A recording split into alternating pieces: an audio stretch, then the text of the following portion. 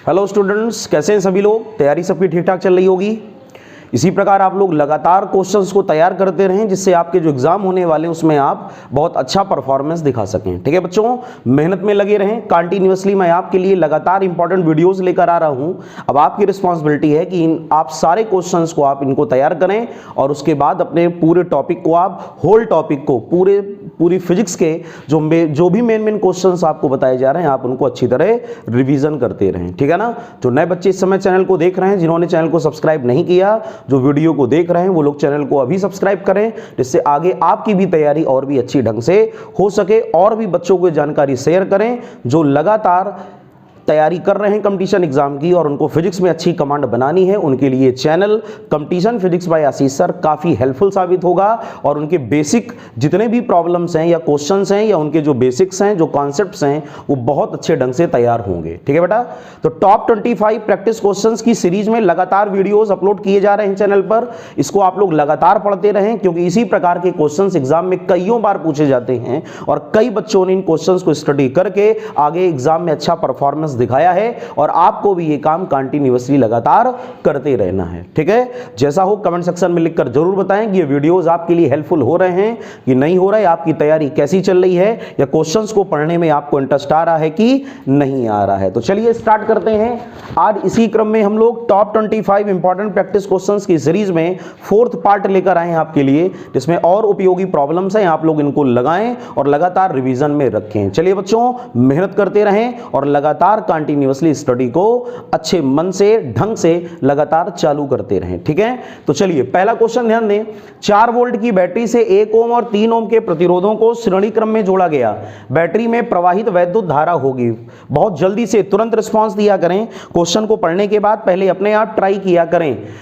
ठीक है ना। 2 resistances of 1 ohm and 3 ohm are connected in series with a battery of 4 volt. Question में आपको निकालना है find the electric current flows through the battery. Battery से बहने वाली इलेक्ट्रिक करंट क्या होगी। तो इलेक्ट्रिक करंट का फार्मूला क्या होता है बच्चों, I is equal to E upon total resistance या R equivalent.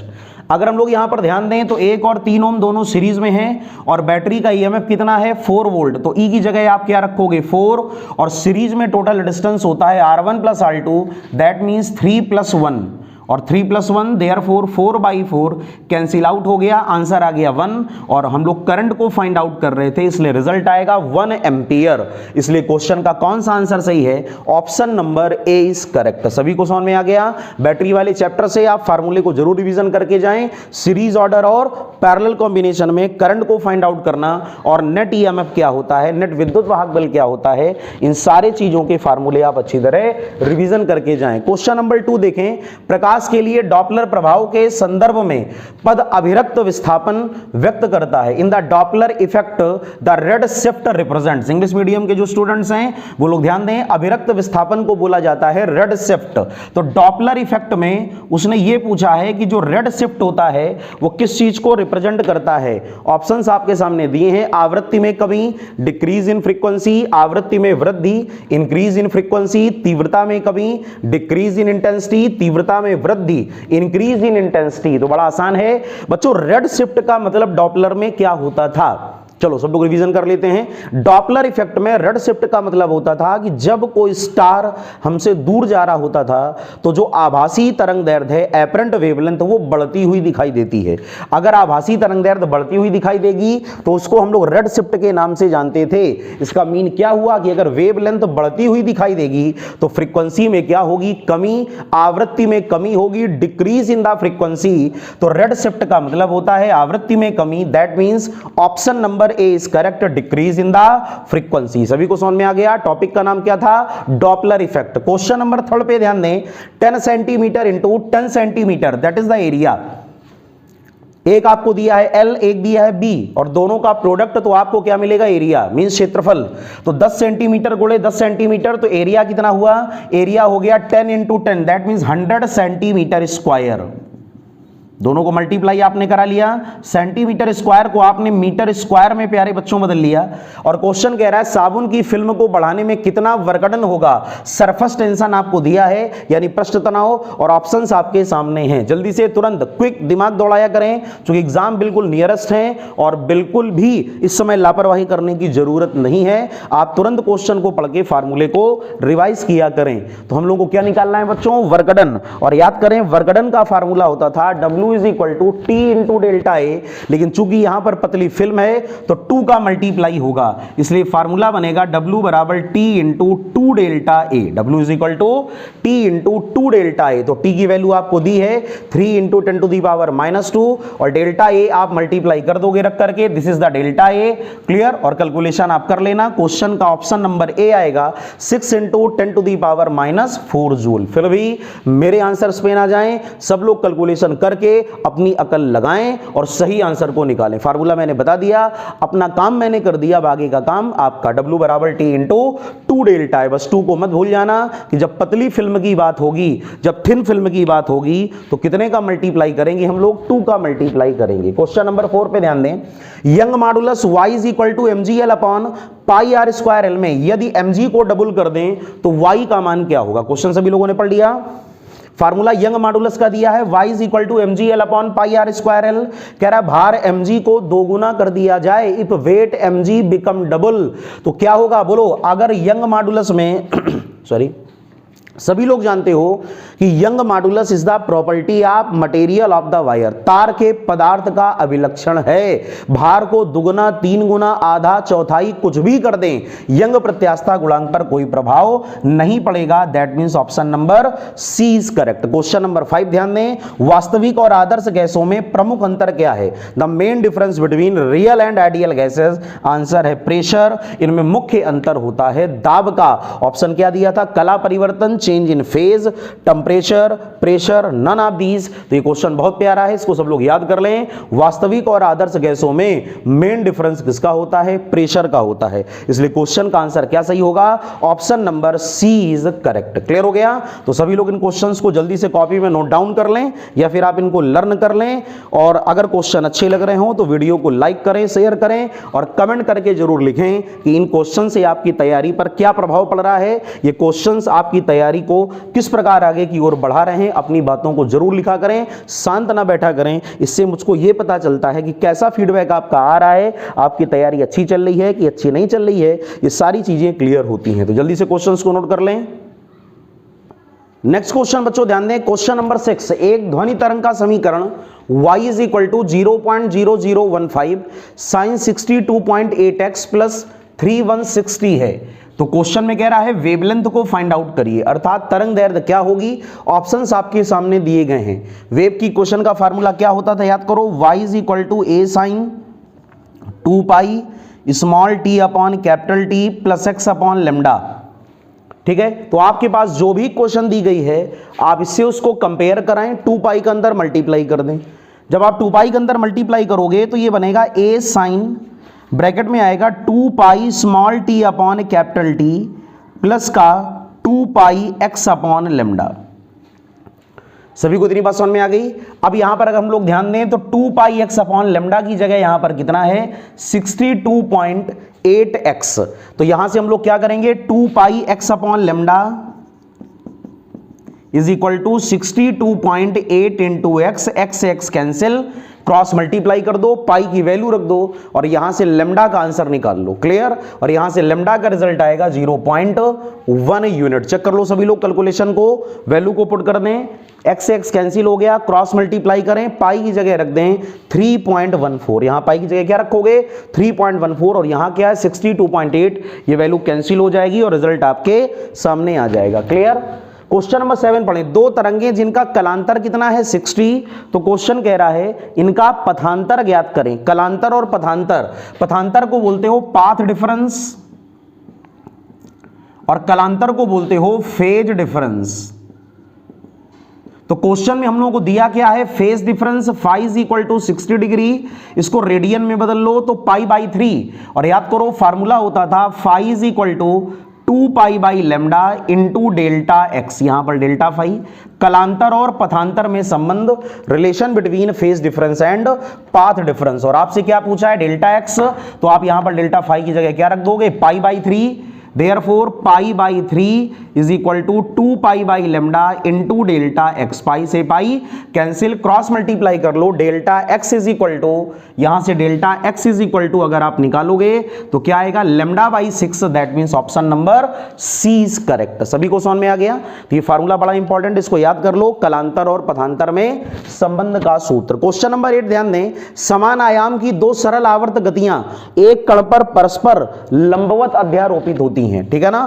To simple harmonic motions whose amplitudes are same are superimposed on any particle, किसी भी पार्टिकल पर दोनों वेव्स एक साथ सुपर इंपोज होती हैं तो कण का डिस्प्लेसमेंट क्या होगा, और जब दोनों परपेंडिकुलर होंगी तो डिस्प्लेसमेंट का जो पार्टिकल का डिस्प्लेसमेंट होगा, जो कण का विस्थापन, वो इलिप्स बनाएगा, अर्थात वो दीर्घवृत्त बनाएगा, ठीक है। स्वरमापी के तार में उत्पन्न होते हैं, ये क्वेश्चन एग्जाम में कई बार आता है, इसको तैयार कर लें। इसी प्रकार के क्वेश्चन की वैरायटी वेब से निकाल के पूछी जाती है, तो आपसे तरंगों की प्रकृति के बारे में पूछेगा। स्वरमापी के तार में उत्पन्न कंपन होते हैं, the vibrations which are produced in the wire of sonometer, तो सोनोमीटर के वायर में जो वाइब्रेशंस आते हैं वो कैसे होते हैं, पहले तो वो होते हैं ट्रांसवर्स मींस अनुप्रस्थ, स्टेशनरी मींस अप्रगामी, और पोलराइज्ड, पोलराइज्ड का मतलब ध्रुवित। तो ये तीन प्रकार के वाइब्रेशन होते हैं, ट्रांसवर्स, स्टेशनरी और पोलराइज्ड। तो इस प्रकार क्वेश्चन नंबर 9 का आंसर होगा सी, अनुप्रस्थ, अप्रगामी और ध्रुवित। क्वेश्चन नंबर 10 को ध्यान दें, ध्वनि की गुणता, the quality of sound depends on, quality जो होती है हमेशा वो डिपेंड करती है नंबर ऑफ ओवल टोन्स, अर्थात अधिस्वरकों की संख्या पर। तो इस आधार पर अगर इसको हम लोग आंसर को चेक करें तो यहां पर दिया था wavelength, frequency, amplitude, Oval tone, इसलिए क्वेश्चन का सही आंसर क्या होगा, ओवल टोन, अधिस्वरकों की संख्या पर। क्लियर हो गया। तो ये सारे क्वेश्चंस जितने भी हैं इनको भी अच्छी तरह लर्न कर लें और इनको क्वेश्चंस को रिवाइज करके आप एग्जाम देने जाएं, जिससे आपकी तैयारी और भी अच्छी हो जाए। जल्दी से नोट कर लें सारे क्वेश्चंस के आंसर्स को और इनको आप अच्छी तरह रिवीजन करें। जो नए बच्चे इस समय वीडियो देख रहे हैं, जिन्होंने चैनल को सब्सक्राइब नहीं किया, वो सब्सक्राइब करें और ज्यादा से ज्यादा इसको शेयर करें, जिससे अन्य बच्चे भी, आपके जो फ्रेंड्स हैं या फिर जो भी लोग हैं अन्य लोग, वो भी इसका लाभ उठा सकें और अपने एग्जाम की तैयारी को और भी बेहतर ढंग से कर सकें। और आप कमेंट करके जरूर बताएं कि सारे क्वेश्चंस का स्टैंडर्ड या क्वेश्चन से आपकी तैयारी कैसी चल रही है, आपको इससे हेल्प हो रही है कि नहीं हो रही है। जल्दी से नोट करें, फिर आगे मैं क्वेश्चन बताता हूं। नेक्स्ट क्वेश्चन बच्चों ध्यान दें, क्वेश्चन नंबर 11 ताप युग्म तापमापी आधारित है। ताप युग्म तापमापी आप लोगों ने पढ़ा होगा, थर्मोकपल थर्मामीटर, याद है सभी लोगों को। हीट का क्वेश्चन है। एक थर्मामीटर होता था प्लेटिनम रेजिस्टेंस थर्मामीटर, प्लेटिनम प्रतिरोध तापमापी, और ये वाला थर्मामीटर कौन सा है, ताप युग्म तापमापी मींस थर्मोकपल थर्मामीटर। क्वेश्चन कह रहा है ये किस पर बेस्ड है, पहला ऑप्शन है फोटो इलेक्ट्रिक इफेक्ट, प्रकाश विद्युत प्रभाव, दूसरा सीबैक इफेक्ट, सीबैक प्रभाव, तीसरा कॉम्पटन इफेक्ट यानी कॉम्पटन प्रभाव, और अगला जूल इफेक्ट यानी जूल का प्रभाव। तो याद करें, थर्मोकपल थर्मामीटर सीबैक प्रभाव पर कार्य करता है। थर्मोकपल थर्मामीटर अर्थात ताप युग्म तापमापी सीबैक इफेक्ट पर आधारित है, ठीक है ना। जबकि प्लेटिनम रेजिस्टेंस थर्मामीटर प्लेटिनम के रेजिस्टेंस की प्रॉपर्टी पे आधारित है। क्वेश्चन नंबर 12, बर्फ का जो गलनांक होता है, मेल्टिंग पॉइंट ऑफ आइस, बड़ा सिंपल है। मेल्टिंग पॉइंट ऑफ जो आइस होता है, ध्यान रखना, वो प्रेशर को बढ़ाने पर कम होता है, दाब के बढ़ने पर गलनांक घटेगा, इसको याद कर लें। एक सड़क 0.01 रेडियन एंगल पर झुकी है, यदि मार्ग की रेडियस 100 मीटर हो, 100 मीटर, तो क्वेश्चन में कह रहा है सेफ वेलोसिटी अर्थात सुरक्षित वेग ज्ञात करें। सभी लोग याद करें, सेफ वेलोसिटी का फार्मूला क्या होता है, मोड़ पर झुकाव कोण होता है v बराबर, अच्छा एंगल आपको दिया है तो एंगल का फार्मूला होता है tan theta is equal to v square upon rg। तो ये जो आपको वैल्यू दी है वो क्या दिया है, tan थीटा, क्या दिया है, tan थीटा। तो tan थीटा की जगह आप क्या रखोगे, 0.01 is equal to v square, तो v आपको फाइंड आउट करना है, r की जगह क्या रखोगे 100 और g की जगह आप वैल्यू क्या रखोगे 9.8। आप क्रॉस मल्टीप्लाई करके यहां से v की वैल्यू को फाइंड आउट कर सकते हो। क्वेश्चन का सही आंसर आएगा 3.16 मीटर पर सेकंड। फिर भी आप कैलकुलेशन को करके देख लेना, मेरे अकॉर्डिंग मैंने तो फार्मूला बता के डायरेक्ट रख दिया है रिजल्ट को, आप लेकिन एक बार चेक जरूर कर लीजिएगा।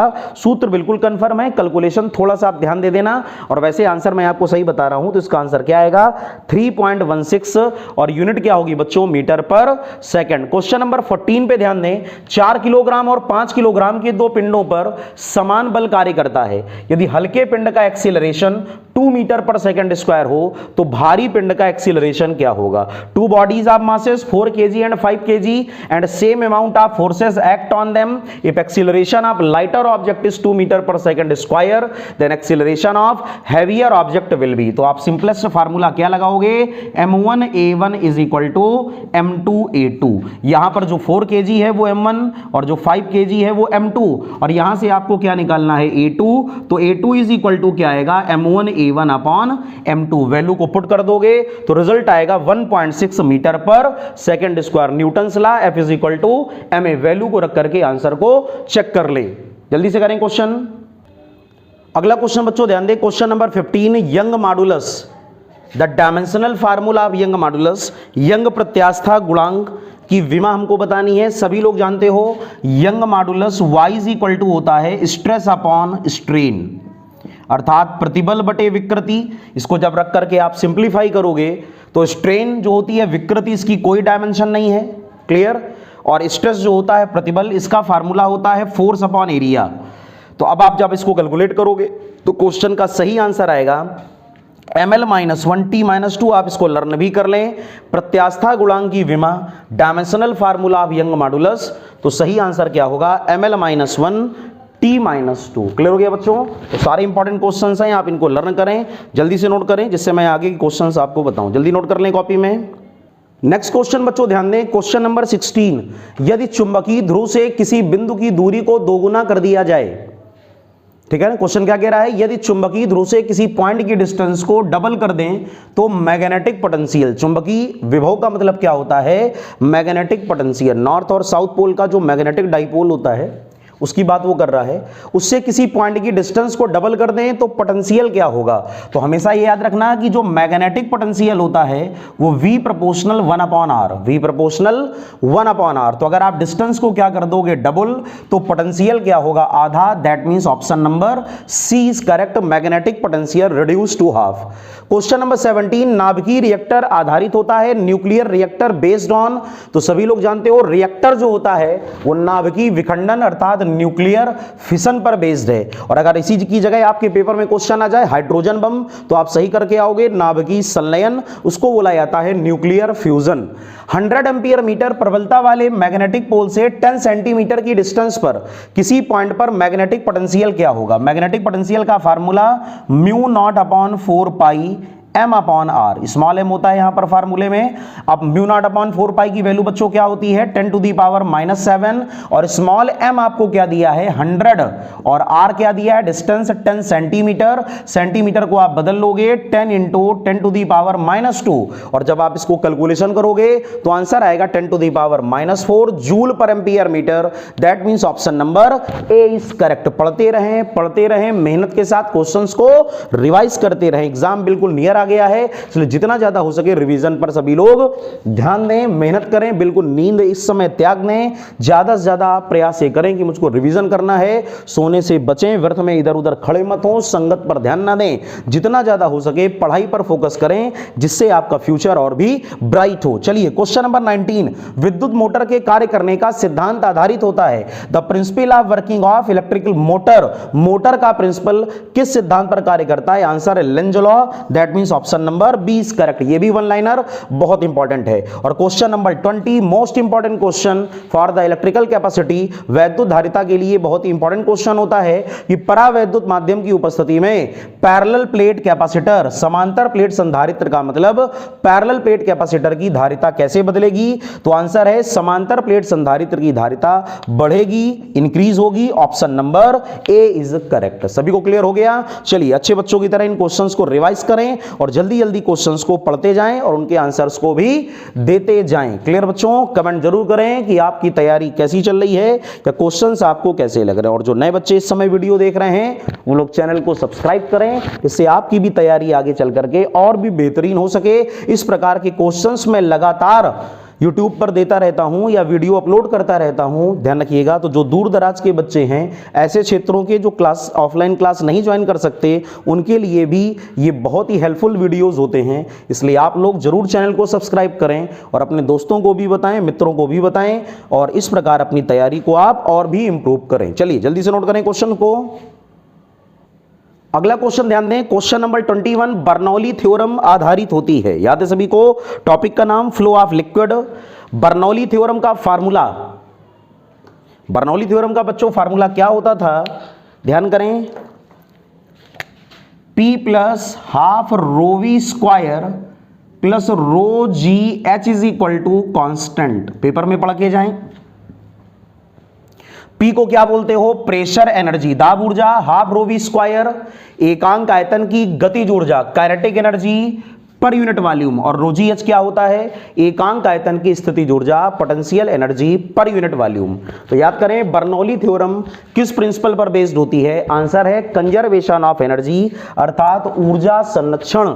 तो क्वेश्चन का कौन सा आंसर करेक्ट होगा प्यारे बच्चों, option number A is correct. मेहनत करते जाएं, मेहनत करते समय कभी भी हताश ना हुआ करें और दिमाग में कोई दूसरी बात मत लाया करें। जिस समय पढ़ाई करें तो कंसंट्रेशन से करें, ठीक है ना।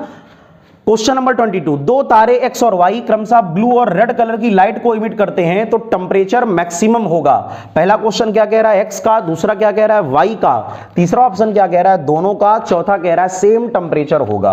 ये रिलेशन कहां से है, हीट के चैप्टर से है, lambda proportional 1/T, Wien's law, इसको वीन का नियम कहते हो। क्लियर, जिसकी वेवलेंथ ज्यादा होगी उसका टेम्परेचर कम होगा, और हम लोग जानते हैं रेड कलर की वेवलेंथ ब्लू से क्या होती है, ज्यादा। तो जो तारा लाल प्रकाश दे रहा है उसका टेंपरेचर क्या होगा, कम। दैट मींस y का टेंपरेचर कम होगा और x का टेंपरेचर क्या होगा बच्चों, ज्यादा होगा। सभी को समझ में आ गया। ब्लू कलर की जो वेवलेंथ होती है वो कम होती है, छोटी होती है, इसलिए उसका टेंपरेचर क्या होगा, ज्यादा। इसलिए क्वेश्चन का आंसर क्या सही होगा, तो सबसे अधिक टेंपरेचर होगा blue colour of light. Clear, सभी को समझ में आ गया। वीन्स लॉ से टेंपरेचर मैक्सिमम होने पर वेवलेंथ क्या होता है, मिनिमम।